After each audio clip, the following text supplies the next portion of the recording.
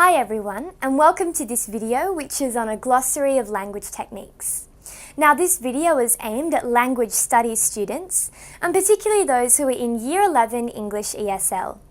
So basically what this video is going to do is to provide you with a really extensive glossary of the sort of analytical language techniques which you need to understand for English now, and also for your HSC exam. So basically, it's really important to be able to use and also to understand language techniques. So understanding the language techniques which we use in English is obviously going to be really important when you get to writing your analytical essay. Because showing awareness of these specific techniques and these words which we'll be looking at really is a way of being able to dissect your text, to really thoroughly analyse it, and to show off your understanding to the marker. So basically what we call this is jargon. Now jargon are technical terms which are used to show expertise and knowledge. So obviously what we're going to be looking at today is the jargon of language analysis, or the jargon of English. And this is going to be really useful for you, not only now, but as I've said, also in your later English studies. It's just so important to have this really basic understanding of the language techniques which you can apply at whatever level of difficulty later on which you desire. So, in ESL, language is particularly important in your modules. Obviously, you're not only looking at English text, but you're also looking at understanding and analysing the English language. And one of the ways in which we're really going to be focusing on this is through language techniques in particular. So in particular, the module Experience Through Language in Year 12 focuses on the English language itself and really requires you to deconstruct the English which you're given. So obviously techniques are going to be vital for this stage, but they're also really important for you as Year 11 students in building up your understanding. Also, the thematic language study within an area of study also focuses on this language analysis. So you're never just looking at texts or themes, you're always going to be looking at that in conjunction with language analysis, so you see how vital and important these technique glossary is going to be for you. So, what are language techniques? As we've already talked about, they are the jargon of English. They're essentially a device used by an author to give meaning, structure, or literary merit to a text. So you really need to be able to identify these so you can understand that merit, that structure, and that analysis. It's also used to persuade, inform, or describe. What language techniques do is allow the reader to imagine what is being written about through creative methods. So the authors are never just writing because they want to write like that. They're writing because the techniques which they're using are useful in portraying a second layer of meaning. Not only are you getting the literal sense, but the language technique is providing you with a path to a more metaphorical sense about what the author wants to tell you. So what we're going to be doing now is, for the rest of the video, looking at an extensive glossary of language techniques. Basically what we're going to be doing is going through a whole lot of different techniques, looking at what these techniques are, and then some examples on how you can see these techniques in action in the real world. So let's start by looking at the technique of alliteration.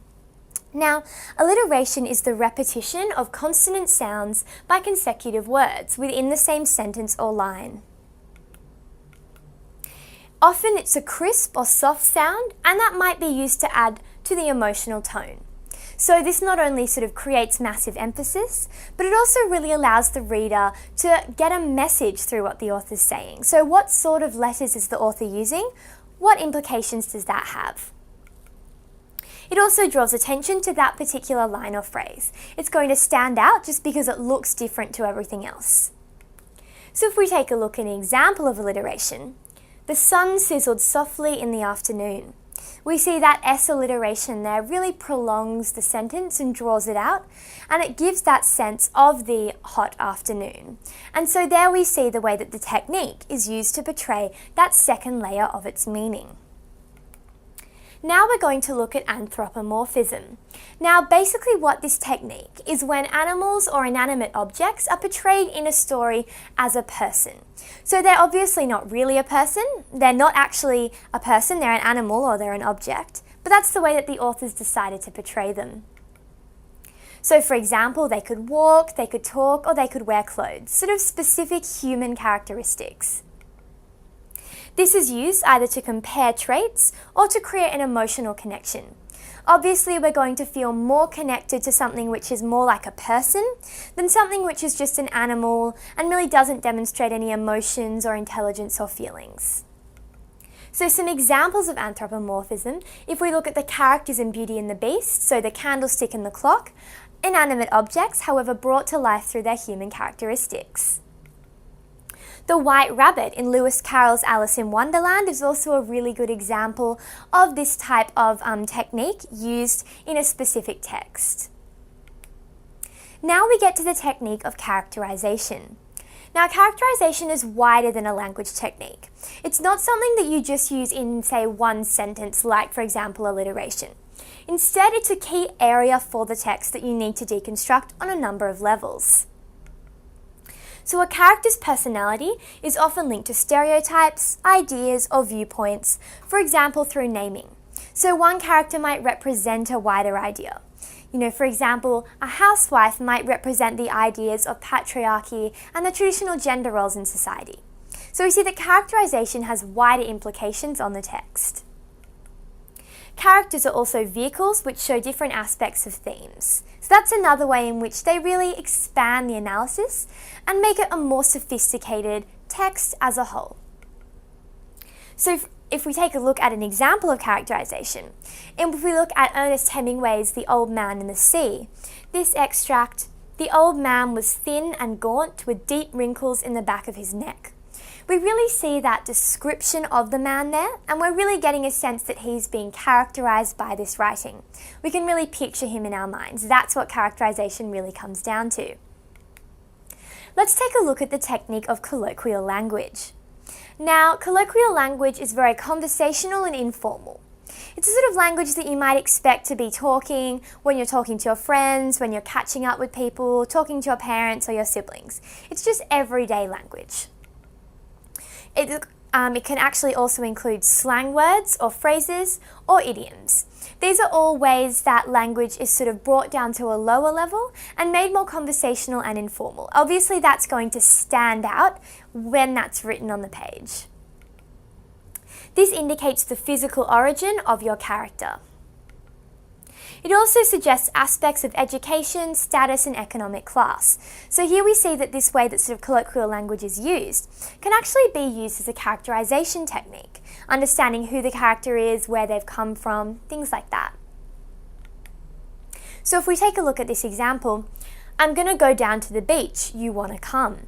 That's sort of gonna wanna language. That's not language that would usually be written down, but it's language that might be spoken more informally. So it's translating that everyday speech into reality. If we take a look at the technique of contractions now. Now, contractions are words shortened with an apostrophe. They're words that are really cut, two words cut and then put together through an apostrophe, which is sort of like the glue bringing the two separate bits together. This indicates the way in which a word was spoken. So it's very an oral technique. It's one that you can really hear when you see. It's also a regional method of speech, such as in rural Australia. It can really be used as quite a colloquial way of expressing things by putting contractions in there to show that the full extent of the English isn't being used. So if we look at an example of this, for example, to express a Texan accent, we might use the phrase, "You'll better be good while I'm gone." So there we're combining you and all. Instead of using the entire word of you, putting that apostrophe in and shortening it to y'all. And therefore really expressing that distinctive Texan accent. So we see that it's a way of characterization. Let's look at the technique of exposition, also known as an authorial intrusion. Now, this is where an author interrupts a story to explain something. So it's where you're directly getting the voice of the author rather than just getting the perspective of the author. You're hearing their voice and their opinion quite specifically coming through the text. This is the true voice of the author coming through. It also basically provides important background information or makes a comment on the situation. So it's really a way of the author making you know that they're controlling this story, that they understand the background. So if we look, for example, at plays, the author's notes and setting are the ways that an authorial intrusion is included. Whereas if we look at prose, that's going to be less obvious. And this is an example of how it might be used in prose. He snuck up to the house, excited about the riches inside. Then you get the authorial intrusion come in with the line, "Of course, there was a burglar alarm, but he did not know that." So there you get that sense that the author knows something that the characters don't know. The character doesn't know that there's a burglar alarm, but the author does and is letting the audience know his power in the story. The technique of dialogue is also extremely important. So this is where one character speaks to another, or there are multiple characters interacting with each other. There are two functions of dialogue: to firstly push the plot forward, and also to provide a means of characterization. So obviously two very important factors of dialogue. In plays, dialogue is obviously a vehicle for the themes because everything's going to be spoken out loud. This is going to have more impact if the messages are revealed in this way rather than being told. If you're shown something through dialogue, it's just more creative. This quote here, "Did you hear about what happened to Susie?" "Yeah, it's crazy. The whole school's been talking about it." We really get that sense of dialogue there. Two people are talking to each other, and we really get that sense that they're having a conversation, they're engaged, and they're involved. So that's what dialogue's all about. We finally get to this technique of hyperbole. Now, this is a description exaggerating an idea overly dramatically. So it's really exaggerating something to a remarkable degree. This is used for emphasis of ideas in exclamations. So it's a way of showing things in a bigger, more obvious light than they really are in reality. Hyperbole is often used for comedy, such as slapstick and cartoons. Because exaggeration can be quite funny, it's a technique which is often used. So if we look at some examples of that, we firstly see, "I can run faster than the speed of light." Or also the technique, "I've been waiting in this line for centuries." We see that these things are exaggerated. It's not like the person can actually run that fast or they haven't been waiting in the line for hundreds of years. It's just a way of really showing the extent to which actions are taking place. So this brings us to the end of part 1 in our 3-part language glossary. If you join us for just a minute in part 2 of the video, we'll be continuing to look at techniques and examples of how you can apply these.